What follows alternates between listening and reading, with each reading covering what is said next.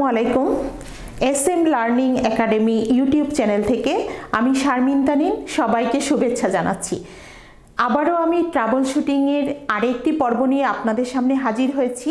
সেটি হচ্ছে কম্পিউটার ঘন ঘন হ্যাং করে অথবা রিবুট অথবা রিস্টার্ট হয়ে যায়। এই প্রবলেমগুলো যদি আমার কম্পিউটারে দেখা দেয় তাহলে আমি কি করব? প্রথমেই আমি যেটা করব সেটি হচ্ছে কম্পিউটারের CPU এর কুলিং ফ্যান না ঘুরলে কিংবা পর্যাপ্ত ঠান্ডা করতে না পারলে এই সমস্যাটি হতে পারে।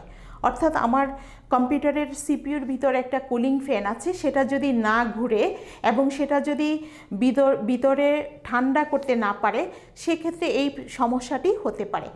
যদি এরকম হয় তাহলে আমরা কি করব?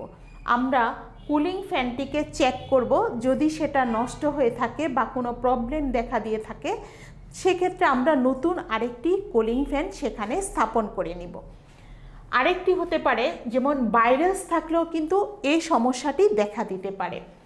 এক্ষেত্রে আপগ্রেড অ্যান্টিভাইরাস দ্বারা হার্ড ডিস্কের ড্রাইভের প্রতিটি ড্রাইভকে ক্লিন করে নিতে হবে এবং নতুন কোনো সফটওয়্যার বা প্রোগ্রাম যদি আমরা কম্পিউটারে ইনস্টল করি সেক্ষেত্রেও কিন্তু আমার এই প্রবলেমগুলো দেখা দিতে পারে।